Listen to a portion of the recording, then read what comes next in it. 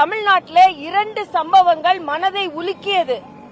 ஒன்று, திருச்சியில நான் நேற்று அதிகாலையிலேயே ட்விட்டர்ல போட்டிருந்தேன்.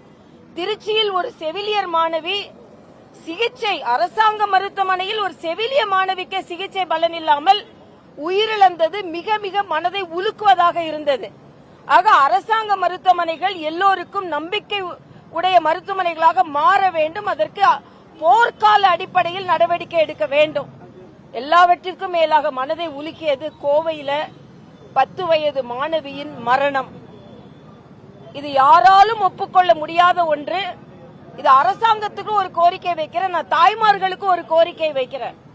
அரசாங்கம் சிங்கப்பெண்கள், நீங்க படை உருவாக்கினீர்கள், ஆனால் அந்த சிங்கப்பெண்கள் வளர்கின்ற சிங்கப்பெண்களை காப்பாற்ற முடியாமல் தவிக்கிறார்களே என்ற எண்ணம் மேலோங்குகிறது. முதலமைச்சர் உடனே தீவிர நடவடிக்கை எடுக்க வேண்டும் என்பது எனது கருத்து. தாய்மார்கள், அடிக்கடி நான் சொல்வேன், பெண் குழந்தைகளை கண்டித்து வளர்ப்பதை விட கண்காணித்து வளருங்க. பெண் குழந்தைகள் மிருகங்கள் நாட்டில் உலா வருகின்றன.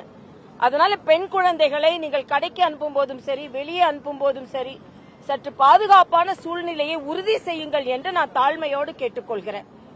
இன்று மின்வெட்டு மிகப்பெரிய பிரச்சனையா இருக்குது.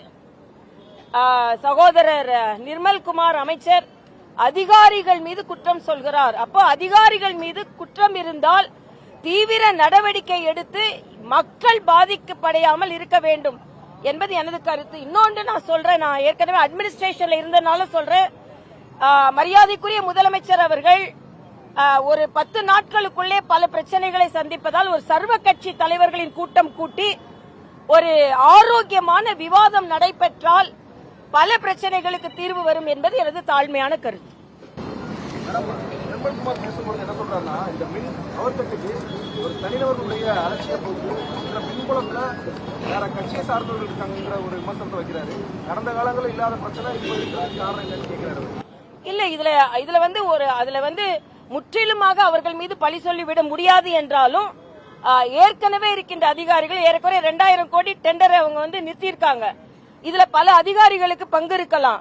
ஆக அதிகாரிகள் இந்த மின்தடை ஏற்படுவதற்கும் இதற்கு முந்தைய அமைச்சர்கள் மீது கூட அவர்கள் மிக இணக்கமாக பழகியதற்கும் காரணங்கள் இருக்கலாம். ஆனா அதை மட்டுமே நம்ம காரணமாக சொல்லிவிட முடியாது. அதற்கான தீவிர நடவடிக்கை எடுக்கணும். ஏன்னா இன்னைக்கு பாத்தீங்கன்னா எல்லாரும் ஒருத்தர் குறை சொல்வது அதிகமாயிருக்கு. இன்னைக்கு காங்கிரஸ் என்ன சொல்றாங்கன்னா, எங்களோட வெற்றியில திமுக பங்கு இல்ல, திமுக செஞ்ச குற்றத்திற்கும் எங்களுக்கு பங்கு இல்ல அப்படின்னு சொல்றாங்க.